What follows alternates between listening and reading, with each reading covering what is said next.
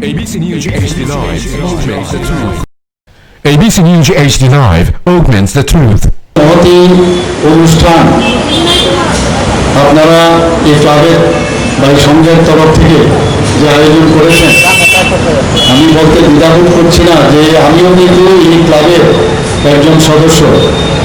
এটা হয়তোবা এখানে অনেকেই জানেন না, আবার বেশিরভাগ লোক হয়তোবা জানেন, কারণ আমি এই ক্লাবের সদস্যতা নেওয়ার পর আমি ত্রিপুরা ক্রিকেট অ্যাসোসিয়েশনের নির্বাচিত সভাপতি। এর জন্য আমি গর্ববোধ করছি যে আমিও এই ক্লাবের একজন সদস্য। এর জন্য অবশ্যই আপনাদেরকে আমি ধন্যবাদ দেব। যেখানে আমাকে পরিচয় দেওয়া হলো যে আমি ত্রিপুরা ক্রিকেট অ্যাসোসিয়েশনের সভাপতি, তো এই ক্লাবের একটু আগে সেক্রেটারি মহোদয় এই ক্লাবের যেসব সামাজিক কর্মকাণ্ড সম্পর্কে উনি বলছিলেন, তার মধ্যে কিন্তু খেলাধুলার কথাটা উনি হয়তো আমি শুনতে মনে নেই। খেলাধুলাও কিন্তু আপনাদের একটা বিশেষ একটা অঙ্গ, এবং ক্রিকেট বিশেষ করে আপনারা অনেক দিন ধরেই ক্রিকেট খেলে আসছেন। তো আমার তরফ থেকে আপনাদের কাছ থেকে একটা দাবি ছিল যে আপনাদের বিষয়ে ক্রিকেট অ্যাসোসিয়েশনের পক্ষ থেকে যেন একটা বিশেষ দৃষ্টি রাখা হয়। সেই অনুযায়ী আমি যতটুকু পারছি আমি চেষ্টা করছি এই ক্লাবের যে স্ট্যান্ডার্ড, যে ত্রিপুরা ক্রিকেট অ্যাসোসিয়েশন বা BCCI যে খেলার মান, সেইভাবে এই ক্লাবের মানও যেন বৃদ্ধি পায়। একটু আগে আমাদের সম্পাদক মহাশয় বলছিলেন এখানে একটা মাঠের ব্যাপারে, সেই বিষয়েও আমি দেখবার মাঝে বলেছি আমাদের যে ইঞ্জিনিয়ারিং সেকশন আছে ওনাদেরকে পাঠানোর পর যে বাজেট দেবেন সেইভাবে সেই মাঠটাকেও আমি ঠিকভাবে এখনো দেখিনি। এখন বৃক্ষরোপণ ওখানে হবে, সেই বৃক্ষরোপণে আমি একটু অবলোকন করবো। তারপরে আমি কথা দিয়েছি আমার টেকনিক্যাল সেকশন থেকে আমি পাঠাবো, এবং যতদূর সম্ভব সেটা আমি ঠিকঠাক করার ব্যবস্থা আমি অবশ্যই করব।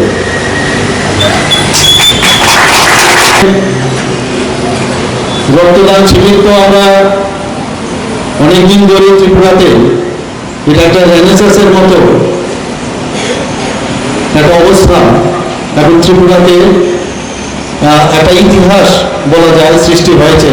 যে পরিমাণ রক্ত আমাদের প্রতিদিন দরকার তার তুলনায় যদিও অনেক কম,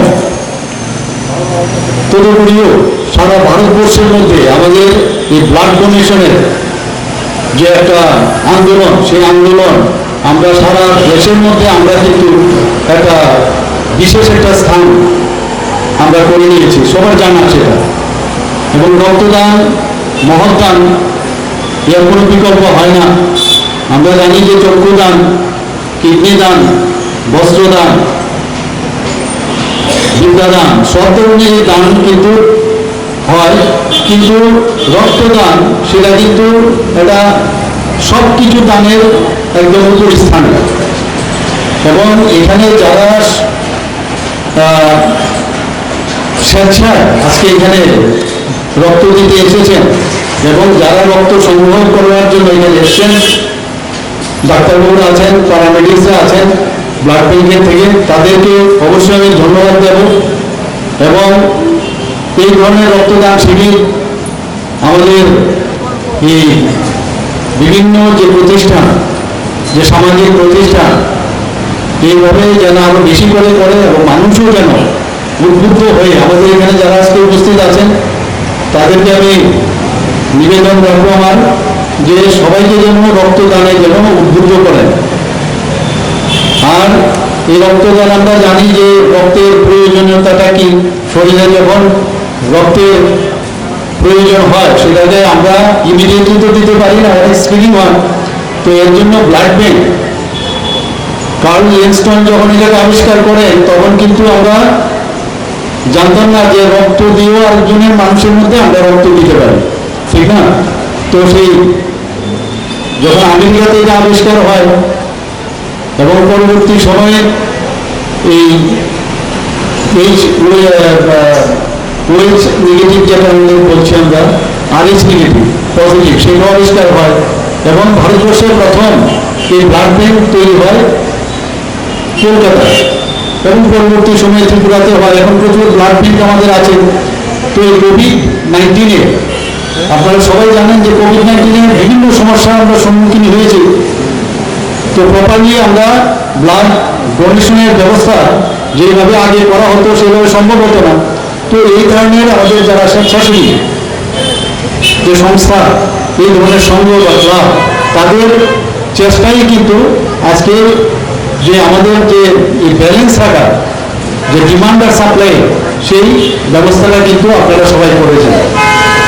তো আজকে এই মহতী অনুষ্ঠানে যে শতদল সংঘ এই যে আয়োজন এখানে করেছেন এবং মাননীয় আদরণীয় মুখ্যমন্ত্রী এখানে উপস্থিত হয়েছেন, এর জন্য অবশ্যই আমি ক্লাবের তরফ থেকে, যেহেতু আমি ক্লাবের একজন সদস্য, এর জন্য অবশ্যই ওনাকে আমি ধন্যবাদ জ্ঞাপন করব।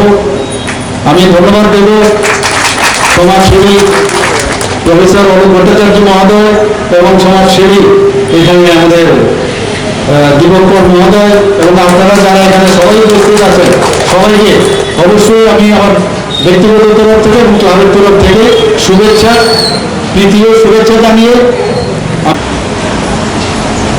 করোনার অতিমারিতে আমরা সবাই প্রবহমান, কিন্তু তাকেও আমরা পরাজিত করেছি ত্রিপুরাবাসী। আমি আপনাদেরকে ধন্যবাদ জানাবো। এইটা একটা ক্লাব, এখানে দুর্গাপূজা রয়েছে, কিন্তু ব্যবস্থার মাধ্যমে টিকা যদি ছেড়ে দিই, তো যেটা আমার ভয় ছিল দুর্গাপূজার পর ত্রিপুরাতে যদি ভুল করে তো বেড়ে যাবে, আমি জোরহাট করে ত্রিপুরার মানুষকে এখান থেকে ধন্যবাদ জানাই যে আপনারা ব্যবস্থিত হওয়ার কারণে দুর্গাপূজার পর করোনার প্রকোপ বাড়তে পারে। আগামী দিনে কালী পূজা হবে, দেওয়ালি হবে, সেটাও আমরা ব্যবস্থিতভাবে করবো, কারণ ব্যবস্থার মধ্যে থাকা শিখে গেছি। যেখানে একসময় ত্রিপুরাতে রিকভারি রেট মাত্র 60% ছিল, কত মায়া কান্না, কত মানুষের, কত সাজেশন, সব পন্ডিতের লোক।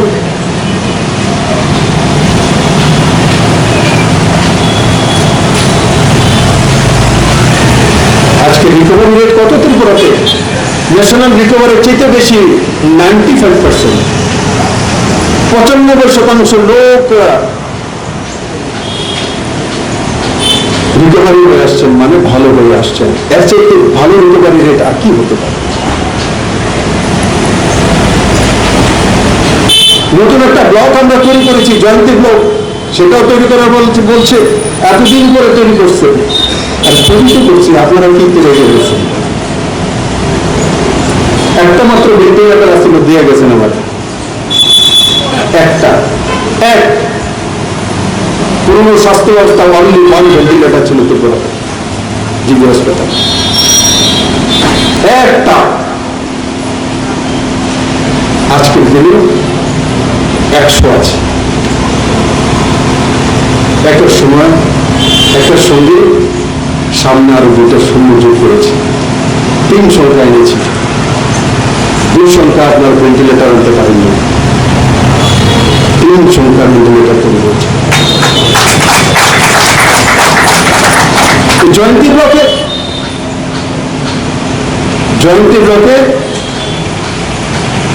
221টি বেড, ডেডিকেটেড কোভিড হসপিটাল 221টি, তার মধ্যে 13টি ভেন্টিলেটার। আগে পুরো ত্রিপুরার মধ্যে একটা ভেন্টিলেটার, আজকে শুধু কোভিড যে স্পেশাল হসপিটাল তার মধ্যেই 13টা ভেন্টিলেটার। অক্সিজেন বেড 63টি, তার মধ্যে 63। আগে একটাও অক্সিজেন বেড ছিল না। 185টি oxygen concentrated bed, oxygen concentrated bed কত? 185। আর 39টি আইসিইউ বেড, তার মধ্যে জয়ন্তী ব্লকে, পুরো জিবি হাসপাতাল ছিল, শুধু কোভিড হসপিটাল 39টি আইসিইউ বেড, 24টি পিআইসিইউ 24।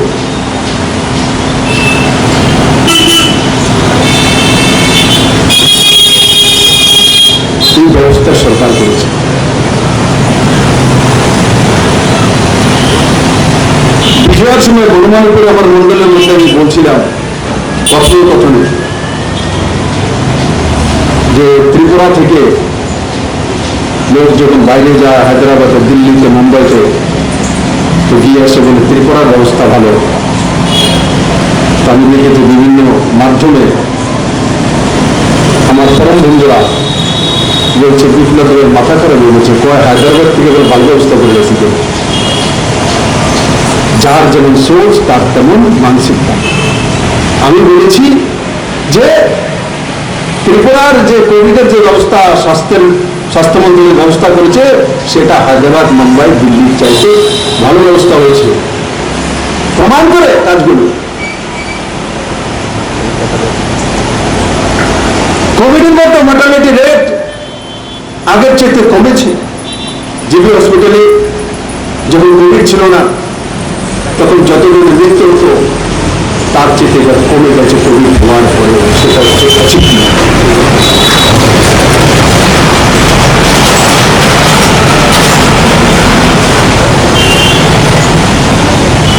ঘোষণা করেছিলাম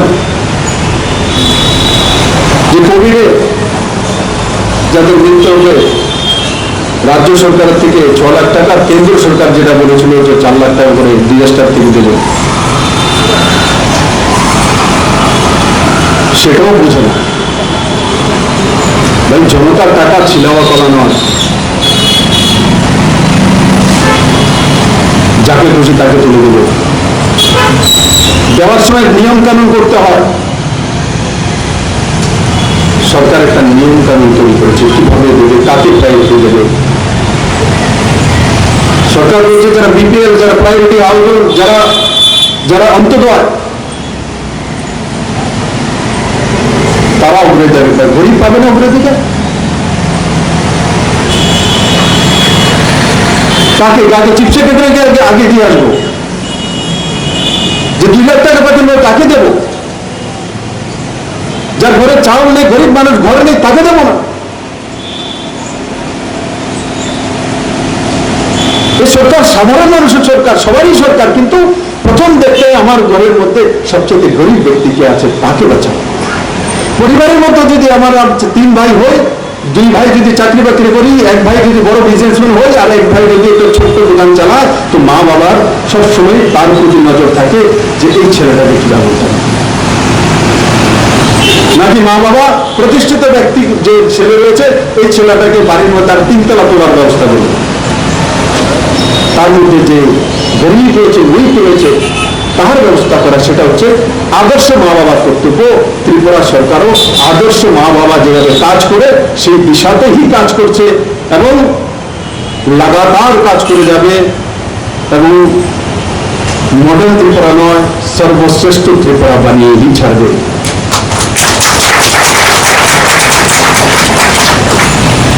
আমি আশা সেই দিশাতে কাজ করছে। এবার তো বলুন আমাকে কি করতে হবে। তো আমি কালকেই চিফ সেক্রেটারির সঙ্গে ছিল, সিদ্ধান্ত করে ওখানে দিয়ে দিয়েছি যে সমস্ত গ্রাম প্রধান এবং মেম্বারদেরকে যে বেনিফিশিয়ারি বা বেনিফিট ওই গ্রামে সার্বিকভাবে বা ব্যক্তিগতভাবে, পারিবারিকভাবে যে যা পেয়েছে তার সমস্ত জানকারি পঞ্চায়েত সেক্রেটারির ডিউটি। শুধু আর্টের মনরেগার কাজ করানো নয়, পিডিএর কাজ করানো নয়, যে কোনো পার্সোনাল বেনিফিট পেয়েছে পঞ্চায়েত সেক্রেটারি সেটা জানে। পঞ্চায়েত সেক্রেটারি 10 দিন বা 15 দিন মিটিং করবে, গ্রাম সভা করবে, মাইক লাগিয়ে গ্রামের মধ্যে সমস্ত কিছু বলবে, এই গ্রামে এই হয়েছে, এই পেয়েছে, এই পেয়েছে, একদম গ্রাম সভা করে মাটি করে 15 দিনে বা 1 মাসে একবার করতে হবে। কালকে তার জন্য ঘোষণা করিস।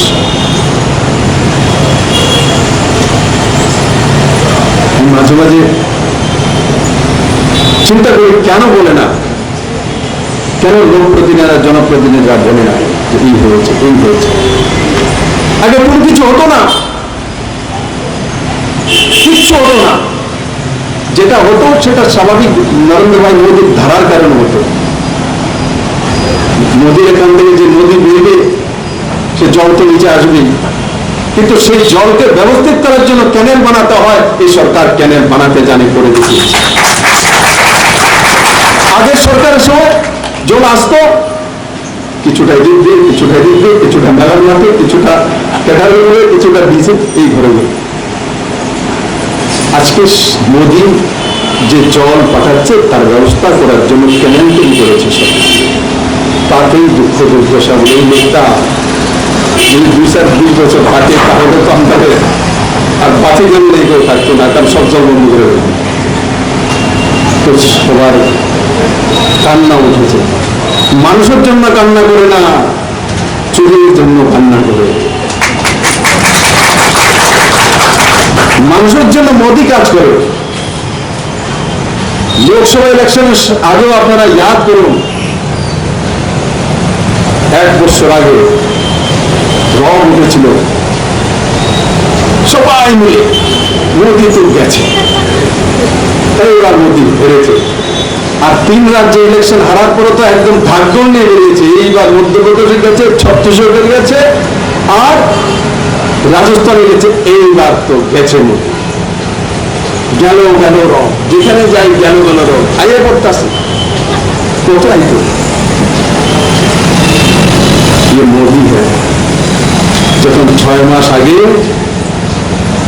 মোদি সমস্ত বেনিফিশিয়ারিদেরকে ভিডিও কনফারেন্সিং এর মাধ্যমে, সে ত্রিপুরাতে হোক, ওয়েস্ট বেঙ্গলে হোক, তামিলনাড়ুতে হোক, সিধা বেনিফিশিয়ারিদেরকে চিহ্নিত করে সবার সঙ্গে কথা বলা সম্ভব নয়, কিন্তু কোনো কোনো ব্লকে, কোনো কোনো ডিস্ট্রিক্টে, কোনো কোনো গ্রামের মধ্যে সিধা বসিয়ে দিয়েছে যে বোন তুমি কি উজ্জ্বলা যোজনার গ্যাস সিলিন্ডার পেয়েছো?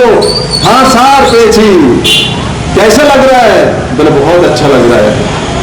तो যারা বলছিল গেল গেল 6 মাসের মধ্যে সমস্ত বেনিফিশিয়ারির সঙ্গে এই পেক করে যখন ধীরে ধীরে কথা বলা শুরু করেছে, যারা গেল গেল রব করেছে 2019-এর নির্বাচনে তাদেরকে বলতরুল পার করে দিয়েছে 300। मोदी है तो मुमकिन है, कुछ भी कर सकता है।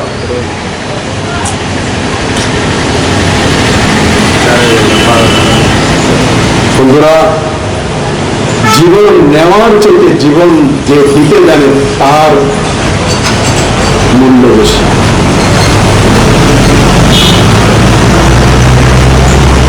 সেই মন্ত্রী নরেন্দ্র মোদী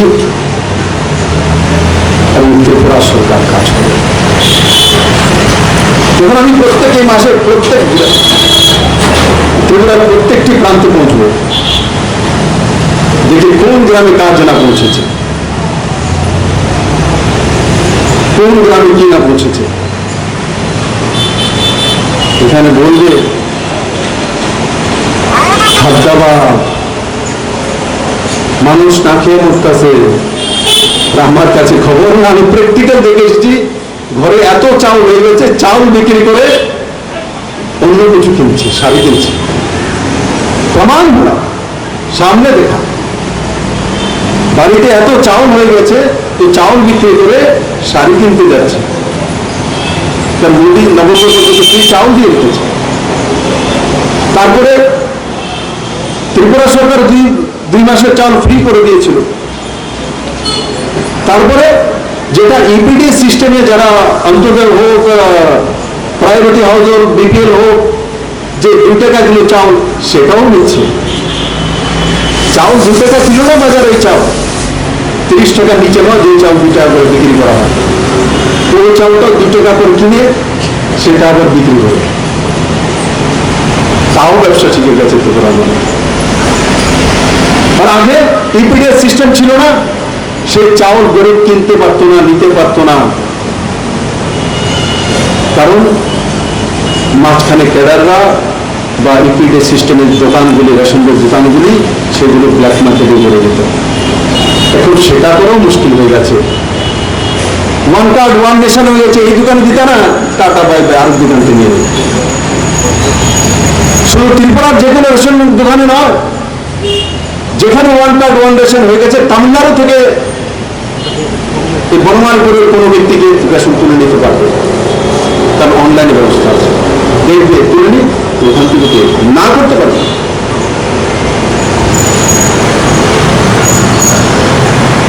তার জন্য সব চলে তাই উঠেছে বলে লোকটা তো শেষ করে দেওয়া যাবে আমাদের বিজনেস বাণিজ্যকে। বাণিজ্য ঠিকই থাকবে, কমার্শিয়াল ইন্ডাস্ট্রি ত্রিপুরাতে ডেভেলপ হচ্ছে, কমিশনের কোনো একটাও থাকবে না। যারা এখনো আছে তাদেরও তথাস্তু করবো, আর একটু সময় লাগবে, তাদেরও তথাস্তু করবো। হিসাব জনতার কাছে সিধা থাকবে, হিসাব জনতার কাছে সিধা থাকবে। যারা জনপ্রতিনিধি জনতার কাছে যাবে, জনতা তাদের কাছে আসবে। এরা জানা ছিল যে নেতা হলে তার বাড়ির সামনে যদি 100 লোক সকালে না থাকে নেতার মন খারাপ হয়ে যায়। আজকাল লোক দেখা যায় না, দেখলে বাড়াবেন না দাঁড়াবে সকালের দিন ফিরে আজকাল তো লোক ঘুরায় খবর দিয়ে হেরে হেরে খবর দিয়ে ফোন কর বাড়ির সঙ্গে দাঁড়ায় থাকতো। আমি যেমন সময় গাড়ির মধ্যে যাতে নমস্কার করে গেছি, আদত হয়ে গেছিল। আমি চাই প্রত্যেকটি ব্যক্তি যারা রাজনীতিতে রয়েছে জনতার কাছে গিয়ে নমস্কার করা, তার বাড়িতে পৌঁছে যাওয়া, তাকে গিয়ে প্রণাম করো না তার বাড়িতে, তার মাকে, তার বাবাকে।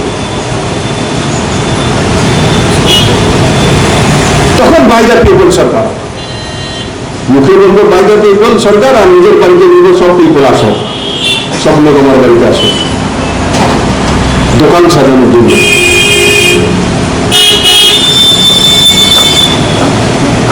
দোকান সাজানোর রাজনীতি আর জাতপাতের রাজনীতি নরেন্দ্র ভাই তথাস্তু করে দিয়েছে।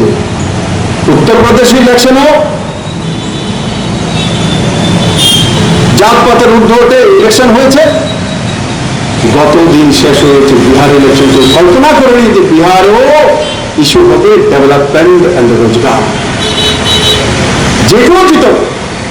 কিন্তু মোদী মন্ত্র ইলেকশন হয়েছে, মোদী বলছে ডেভেলপমেন্ট এন্ড রোজগার, তার মধ্যে ইলেকশন হতে হবে। বিহারও সেটা করে দেখিয়ে দিয়েছে। কল্পনা করা যেতে পারে যে বিহার জাতপাতের জন্য বদনাম ছিল, যে কেউ জিত, কিন্তু জাতপাতের সমীকরণ হয়নি, যাদব মুসলিমের হয়নি, কুড়ি আর পাসওয়ানের সমীকরণ হয়নি, ভূমিহার বা ব্রাহ্মণের সমীকরণ হয়নি। একটাই সমীকরণ হয়েছে, ডেভেলপমেন্টের সমীকরণ হয়েছে। সে অপোজিশন করো আর সরকার পক্ষ করো, সেটা হচ্ছে মোদী মন্ত্র, সেটা হচ্ছে নরেন্দ্র মোদী। মানুষ বলছে মোদীর কথা মোদী ঘরে ঘরে পৌঁছে গেছে, মানুষের সোচের মধ্যে পৌঁছে গেছে। তার জন্য যারা জাত পাতের রাজনীতি করে, যারা সংখ্যাগুরু রাজনীতি করে, যারা বিদেশি ভাবধারা রাজনীতি করে, তাদের মাথায় বাজ পড়েছে যে মোদী তো সত্য সবার সোচ পরিবর্তন করে দেবে। রাজনেতা তো তেমন হওয়া দরকার যে সোচ পরিবর্তন করতে পারে পজিটিভিটির সঙ্গে। রাজনেতা এমন হওয়া উচিত নয় তো মানুষের মধ্যে নিরাশা তৈরি করার জন্য, নিরাশা তৈরি করে, ভয় তৈরি করে ভোট আদায় করা, মানুষকে বেকুব বানানো, এর চেয়ে বড় পাপ আর কোনো কিছু নেই। মানুষের মধ্যে আশা তৈরি করা, পজিটিভিটি তৈরি করা, ডেভেলপমেন্টের রাস্তা তৈরি করা, সেটা হচ্ছে গুড গভর্নেন্স। এই সরকার সেই বিষয়ে কাজ করছে। বন্ধুরা,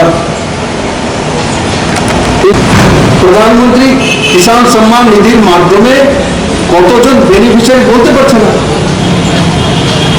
বারবার জিজ্ঞাসা করছি তো মহিলা বারবার এদিক চায়, সেটা করে এটা করে।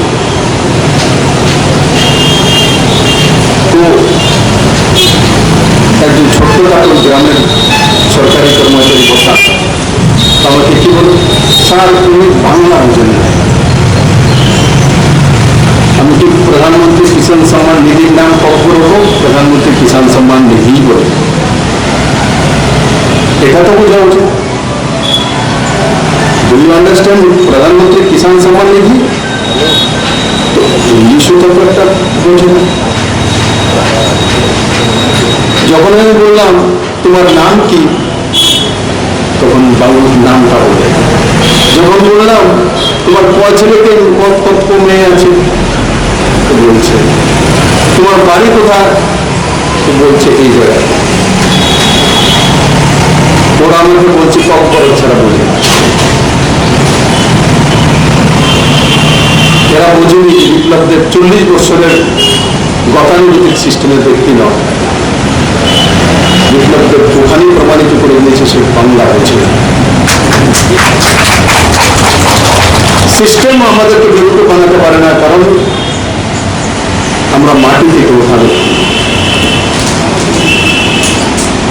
মাটি থেকে ওঠা ব্যক্তি মাটির গ্রাম নিয়ে বলে দিতে পারে সেখানে কি হবে।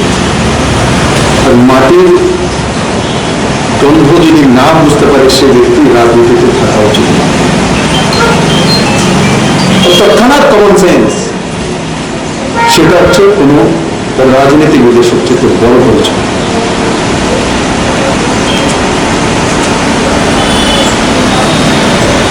কারণ কি আমি দেখছিলাম যে আসলে কি কম্পল ছাড়া আছে বোঝে না, কিন্তু আমি যখন পার্সোনাল কোশ্চেনগুলি করলাম তো ফটাফট জবাব দিচ্ছে বাংলাতে।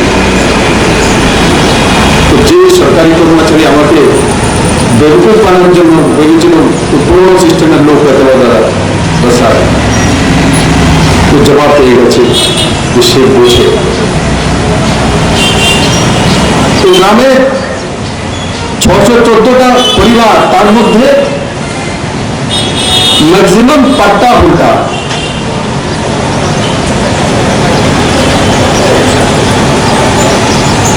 ত্রিপুরা একমাত্র রাজ্য যেখানে পাট্টা হোল্ডারদেরকেও প্রধানমন্ত্রী কিষাণ সম্মান নিধির টাকা দেওয়া হয়, স্পেশাল পারমিশন ত্রিপুরার জন্য। এই নতুন সরকার নিয়েছে, পাট্টাধারীদের প্রধানমন্ত্রী কিষাণ সম্মান নিধি দেওয়া হয় না, দলিল লাগবে, পর্চা লাগবে। পাট্টাধারীর কাছে পর্চা নেই, দলিল নেই, পাট্টার কাগজ চলে এসেছে। তারও পারমিশন মানলে প্রধানমন্ত্রী দিয়ে দিয়েছেন ত্রিপুরার জন্য পাট্টাধারীকে দিতে হবে, কারণ বড় মাত্রার জনজাতি 30%। আপনারা শুনলে অবাক হবেন যে 614টা পরিবারের মধ্যে 258টা পরিবার 6,000 টাকা করে প্রতি বছর পাচ্ছে, প্রায় 45%। অথচ সে চেয়ারম্যান বলতে পারে কি বলছে, স্যার নেই তো কেউ পারে।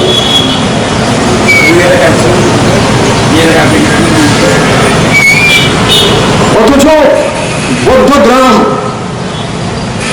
614 মধ্যে 258টা পরিবার 6,000 টাকা করে পাচ্ছেন প্রধানমন্ত্রী কিষাণ সম্মান নিধির টাকা। বলার কেউ নেই, জিজ্ঞাসা করার কেউ নেই, চেয়ারম্যান জানে না, মেম্বার জানে না।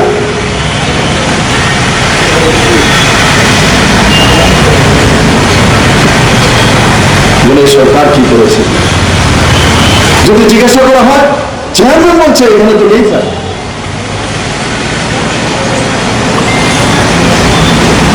সৌভাগ্য যোজনার মাধ্যমে ইলেকট্রিসিটি কানেকশনের জন্য বললাম কতজন আছে, কত পরিবার, তাও বলতে পারেন।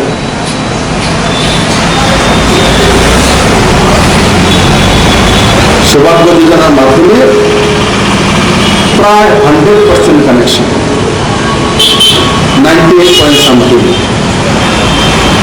ফ্রিতে ইলেকট্রিসিটি কানেকশন। তো গল্প করতে পারে জামধনি গ্রামের মধ্যে প্রায় 100% বিদ্যুতের কানেকশন। কল্পনা করেছে ত্রিপুরা রাজ্যে আজ থেকে 2.5-3 বছর তোর স্বপ্নের মধ্যে ছিল। এখন প্রবলেম হয় যদি কারেন্ট চলে যায়, যদি 24 আওয়ারের যে নাম্বার আছে সেটা যদি না তুলে তো কমপ্লেন করে, তুললো না কেন, 2বার ফোন করেছি, ফোন তুলতে দেরি করেছে। আগে তো ফোনও ছিল না, আগে তো নাম্বারও ছিল না, আগে তো সারা ত্রিপুরা রাজ্যে 24/7 কোন কলের নাম্বার থাকবে ইলেকট্রিসিটি ডিপার্টমেন্টের, সেটা কি ছিল না। এখন আমার বন্ধুরা বলে যে নাম্বার তোলো না, বন্ধু নাম্বার তো তৈরি করেছি কমসে কম, কিন্তু নাম্বারও তৈরি করতে পারে না। সেই গ্রামের মধ্যে 100% ইলেকট্রিসিটি কানেকশন। আবার আমি রাস্তায় বেরিয়ে যাচ্ছি, বলে স্যার এই গাড়ির লাইনটা দুদিন ধরে জ্বলে না। আমি বললাম আমার না থাকলে আমার জ্বলে না যাবে, বলার জন্য নেই। সরকারি কর্মচারীরা পর্যন্ত প্রধান, উপপ্রধান, চেয়ারম্যান, ভাইস চেয়ারম্যানদেরকে সূচিত করে। সিস্টেমে আপনার চলে যাচ্ছে, কাউকে বলার জন্য রাখা হয় নাই সরকার। এটা হচ্ছে কাউকে বলতে হয় না, ও জানে যে মাননীয় মুখ্যমন্ত্রী রিভিউ মিটিং নেবে, তো 3 মাসের মধ্যে অতটা টার্গেট দিয়েছে, 3 মাসের মধ্যে করতে হবে। তো আপনি আর কাউকে না জিজ্ঞাসা করে, প্রধানকে, উপপ্রধানকে, মেম্বারকে না জিজ্ঞাসা করে সিস্টেমকে বিজলি পৌঁছে দিয়েছে, সিস্টেমকে কিষাণ সম্মান নিধি পৌঁছে দিয়ে যাচ্ছে। ত্রিপুরাতে আগে ছিল সেই সিস্টেম। কোন অফিসারের হিম্মত তো কোনো ভিডিও বলতে পারবে যে কারোর বাড়িতে সে গিয়ে কোন স্কিম দিয়ে দেবে দেখে? এক ভিডিওতে কোনো রাজ্যে বলতে পারবে 2018 আগে যে আমি কোনো গ্রামে কোনো প্রধানকে বা কোনো নেতাকে বা কোনো ক্যাডারকে না জিজ্ঞাসা করে কাউকে 1 টাকা একটা বেনিফিট দিতে পেরেছি পুরো ত্রিপুরা রাজ্যে? এক সিঙ্গেল উদাহরণ, এক भी नहीं, সিঙ্গেল উদাহরণ নেই। আপনি অধিকার আপনার বাড়িতে যাচ্ছে, আপনার অধিকার নেওয়ার জন্য সেক্রেটারিয়েটে বিপ্লব দেবের কাছে যেতে হয় না। আর যারা যায় রাজনৈতিক মনসা নিয়ে যায়, তার মধ্যে রাজনৈতিক মনসা।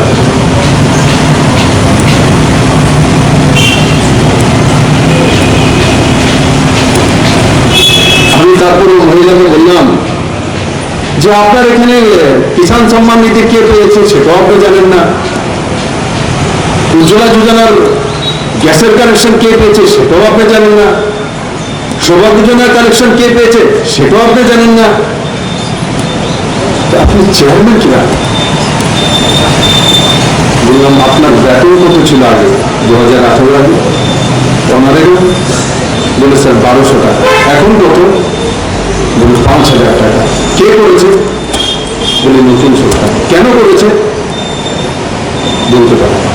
আমি তার জন্য করেছি, চিৎকার করে আমি বলেছি যে যাতে চেয়ারম্যান, ভাইস চেয়ারম্যান গুলো সে পঞ্চায়েত সমিতিতে হোক, আর জেলা পরিষদে হোক, আর পঞ্চায়েতে হোক, আর ভিলেজ কাউন্সিলে হোক, যাতে পেটের জ্বালায় অন্যের কাছ থেকে কমিশন না খায়, তার জন্য 5000 টাকার ব্যবস্থা। আমি যখন বললাম 1 মাস পর আমি আবার জানতাম, আজও যদি একের পর এক বেনিফিশিয়ারির নাম বলতে পারে না পারে, তো সারা ত্রিপুরা রাজ্যে এসে ঘোষণা করবো সবার বেতন কমিয়ে আবার 1200 কমিয়ে আসবে। করতে জানি সরাতে দিয়েছি, তার রেজাল্ট যদি না হয় তাহলে তো যেতে বসা ডিউটি পালন করতে হবে।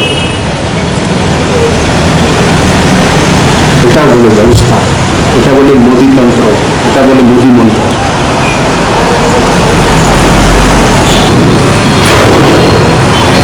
বন্ধুরা, রক্তদান বা বৃক্ষরোপণ এই দুটাই ত্রিপুরা রাজ্যে গ্রাম থেকে শহর পর্যন্ত একটা স্বাভাবিক নিয়মে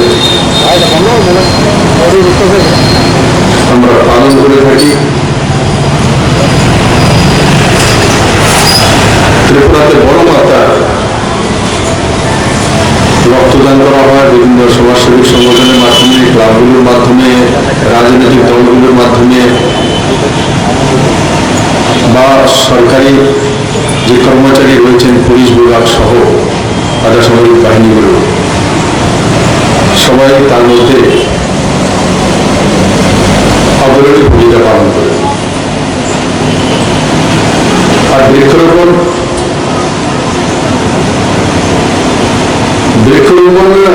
আগেও ত্রিপুরা রাজ্যে হতো, এখনো হয়।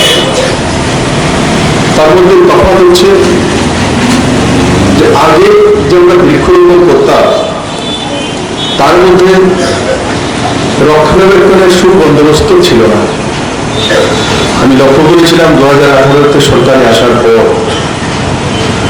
তো একটু বড় মাত্রায় ফরেস্ট ডিপার্টমেন্ট এবং অন্যান্য দপ্তরের মাধ্যমে বৃক্ষরোপণ করা হয়, কিন্তু বৃক্ষ গেছে কোথায়? যে বিগত 10 বছরে মনে করবেন যে ন্যাশনাল হাইওয়ের পাশে এত লাখ বৃক্ষরোপণ করা হয়েছে, পেপারসে রয়েছে, কোথায় বলি 10 বছর তো বড় ভারত আছে। তার মূল কারণ ছিল যে বৃক্ষরোপণ একটা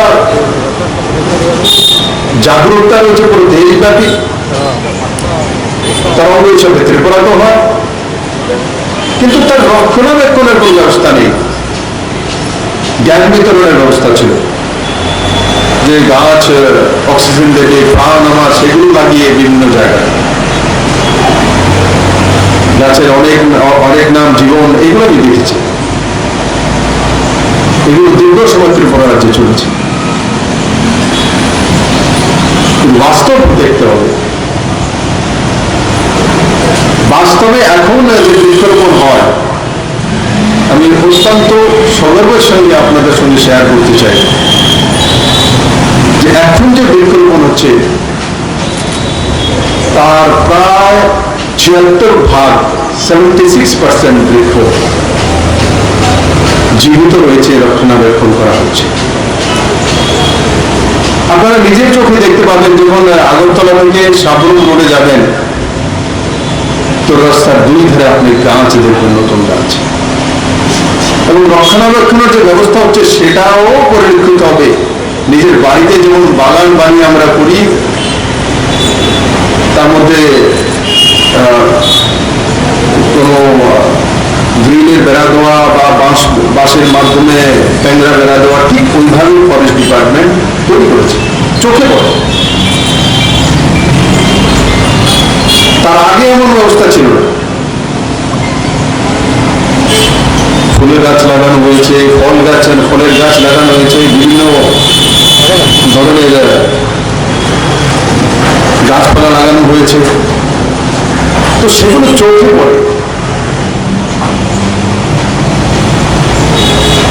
তো গাছ লাগালেই হবে না, তার রক্ষণাবেক্ষণের ব্যবস্থা করতে হয়। সেটা ত্রিপুরাতে আগে ব্যবস্থা ছিল না। কে দেখবে? কারোর দায়িত্ব নেই, কেউ রেসপন্সিবিলিটি নেওয়ার জন্য তৈরি হয়, সেই জ্ঞান দেওয়ার জন্য। গাছের আরেক নাম জীবন। বন্ধুরা, এটাকে বলে পরিবর্তন, ডিফারেন্সেস। আমার অনেকে প্রশ্ন করে, আমি তো মুখ্যমন্ত্রীর প্রশ্ন কমই করে, কিন্তু কেউ যদি করে, কিন্তু আগের আর তার মধ্যে পরিবর্তন কি? তার মধ্যে পরিবর্তন হচ্ছে এটা, আগে যে গাছ লাগানো হতো,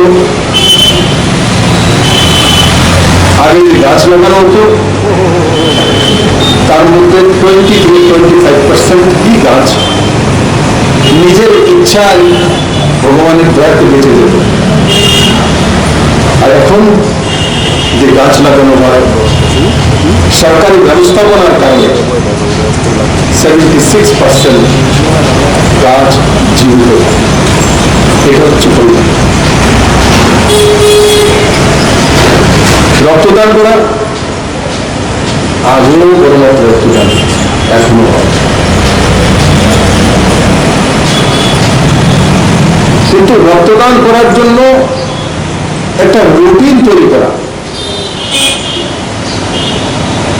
একসঙ্গে সারা ত্রিপুরা রাজ্যবাসী রক্তদান করে দিলাম, তো সেটা একটা সময়ের পর ভ্যালিডিটি শেষ হয়ে যায়। তাকে ব্যবস্থিত করা, Tripura TSR, Tripura police, CRPF যারা ত্রিপুরাতে ডিউটি রয়েছেন, আসাম রাইফেলস, বিএসএফ, বিশেষ করে তাদেরকে রুটিনে রাখা হয়েছে। এখন 2019-এ সেই ব্যবস্থা আমরা করেছি। কারণ কি 2018-এর লাস্টের দিকে হঠাৎ করে এক ক্রাইম হওয়া হতো, ब्लड बैंक खाली হয়ে গেছে, ব্লাড নেই। কারণ কোথায় গেছে এত ব্লাড? ব্লাড बैंक খালি, ব্লাড গেল কোথায়? এত রক্তদান হয় ত্রিপুরাতে। এমন এমন নজওয়ান আমার ভাই বোনেরা রয়েছেন যারা 50 বার পর্যন্ত ব্লাড দিয়েছে, চোখে পড়েছে। তার গেল কোথায়? তার ব্যবস্থা নেই। মানে ব্লাড দেওয়া তো জীবনদান, তো সবাই অনুপ্রেরণা জীবনদান করছেন। আর জীবন দান করছো সেটা ব্যবস্থার মধ্যে রাখতে হবে যাতে অন্যের জীবনে কাজে লাগে, সেই ব্যবস্থা করতে হবে, তবে জীবন দান দেওয়া যেতে পারে। তো এই সরকার এসে সেই ব্যবস্থা করেছে যে যারা সামরিক ব্যবস্থার মধ্যে রয়েছেন, ব্যবস্থিত ব্যবস্থা, তাদেরকে রুটিনে আনা, যে 3 মাস পর পর এই ব্যাটালিয়ন দেবে, তারপর এই ব্যাটালিয়ন দেবে, তারপর সিএফএফ এই ব্যাটালিয়ন দেবে, তারপর বিএসএফ দেবে। তো তার একটা রুটিন করে মিনিমাম একটা পজিশন তৈরি করে রাখে।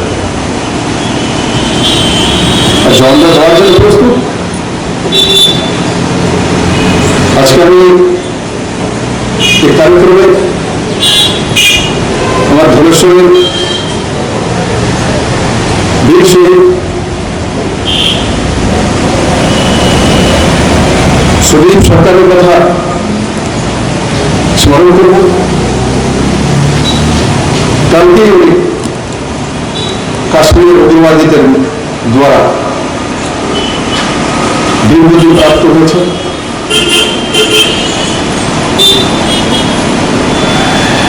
আমি তার আত্মার সদ্গতি কামনা করি এবং পরিবারের প্রতি সমবেদনা ব্যক্ত করছি এবং আগামীকাল তার সেই সপ্তাহ নিজ বাসভবনে পৌঁছবে। আমিও শেষ দর্শন করার জন্য সেখানে পৌঁছানোর সিদ্ধান্ত করেছি। তো আমাদের দেশের নজওয়ান যেমন বর্ডারে দাঁড়িয়ে দেশের জন্য প্রাণ বলিদান দিতে পারে, আর তেমনই মানুষের জীবন বাঁচানোর জন্য রক্তদান করতে পারে।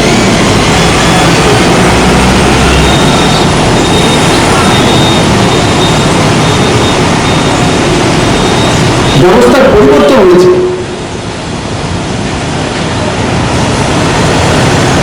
মানুষ সবকিছু চায়। গতকালকেই আমি Salna block aspirational district Dhalai মানে পিছিয়ে পড়া, মাঝখানে করোনার প্রকোপের কারণে আমি গ্রামগুলিতে যাওয়া বন্ধ করেছিলাম। তার মধ্যে প্রায় চলেছে কিচ্ছু নেই। অ্যাকচুয়ালি যে বলে তার কাছে কোনো কিছু নিজের কান্না কেন, আসলে মূল বিষয় সেটা।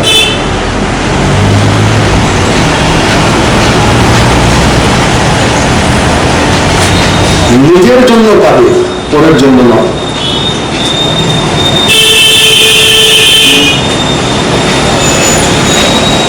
জামথুমে একটা ভিলেজ কাউন্সিল ভিলেজ এডিসি,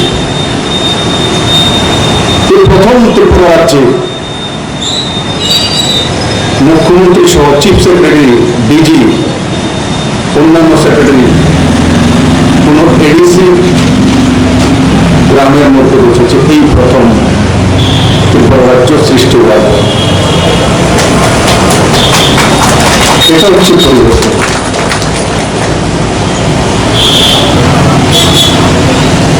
এটা তো পরিবর্তন যে মুখ্যমন্ত্রী আর চিফ সেক্রেটারি, ডিজি সহ সমস্ত যে ইম্পর্টেন্ট দপ্তরের সেক্রেটারিরা, প্রিন্সিপাল সেক্রেটারি জামথুমে একটা গ্রামে পৌঁছেছে, এডিসি গ্রামে, 100% জনজাতি গ্রাম। তার মধ্যে কতটা পরিবার আছে? 614টা পরিবার, 614 জনের একটা গ্রাম ভিলেজ কাউন্সিল। প্রথম ত্রিপুরা রাজ্যে এত দেরি কেন লাগলো? এত বছর পরে কেন? কেন এত বড় বড় নেতা এরা কোথায় ছিলেন? যাদের কিছু ছিল না তাদের বড় বড় বিল্ডিং হয়ে গেছে, ঘর হয়ে গেছে, পার্টি হয়ে গেছে।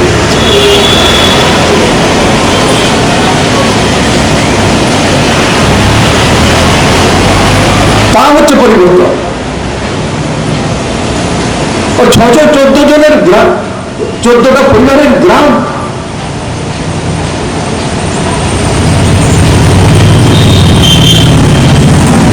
সেখানে যে মহিলা, যে চেয়ারম্যান গ্রামের নির্বাচিত, ওনাকে আমি জিজ্ঞাসা করলাম যে আপনার গ্রামে কতজন লোক আছে, কতটা পরিবার আছে? সে বলতে পারে। তো পঞ্চায়েত সেক্রেটারির সঙ্গে বলুন না 614 জন। আমি যখন জিজ্ঞাসা করলাম যে এখানে মানুষের জন্য কাজ করা, রাজ্যের জন্য কাজ করা, মাটির জন্য কাজ করা, এই মাটি আছে তো আমরা আছি, এই মাটি আছে তো আমার মা আছে, এই মাটি আছে তো ত্রিপুরা সুন্দরী মা আছে। আশা করি আমরা সবাই মিলে পজিটিভিটির সঙ্গে সকারাত্মক চিন্তা রেখে ত্রিপুরাবাসীকে এগিয়ে নিয়ে যাব, ত্রিপুরাকে এগিয়ে নিয়ে যাব। জয় হিন্দ।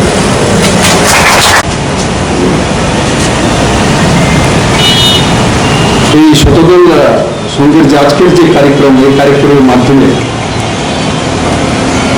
আমি আমার বনেমালপুরবাসীদের কাছে আসার সুযোগ পেয়েছি।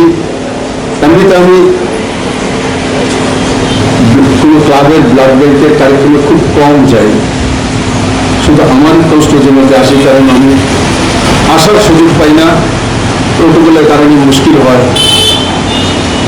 ইচ্ছে তো হয়, আমার বাড়ির সামনে তো বনমালীপুর, পায়ে হেঁটে আসতে পারি, কিন্তু পায়ে হেঁটে আমি আসতে পারবো না। পায়ে হেঁটে হাঁটবো তো আমার সঙ্গে 80 জন সিকিউরিটি হাঁটবে, রাস্তা বন্ধ হয়ে যাবে, গাড়ি আটকে যাবে।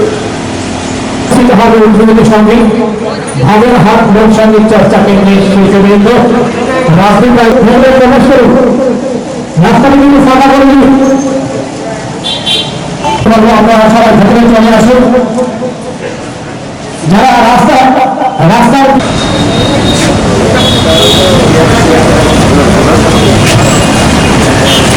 আন্তর্জাতিক শুভেচ্ছা এবং ভালোবাসা আমার সদস্যদের দৃষ্টি আকর্ষণ করে বলল, সামাজিক সুরক্ষা বজায় রেখে আপনার সমাজকে এগিয়ে যাবে। সকল গ্রামগুলো কোনো মনে করে নিয়ে প্রাসঙ্গিকভাবে সকলের সঙ্গে পেশাগত আমাদের সকলের সঙ্গে অনুরোধ করে বলছি, প্রদীপ জীবনের মধ্য দিয়ে আজকের এই শুভ দিনের সূচনা করার জন্য।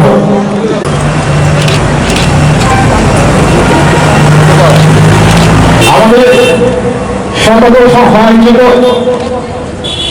রক্তদান শিবিরের শুভ সূচনাকে মাননীয় মুখ্যমন্ত্রী সংসদে বিপ্লব কুমার রহমানের দৃষ্টি আকর্ষণ করে বলছি, আজকের এই প্রদীপ প্রজ্বলনের মাধ্যমে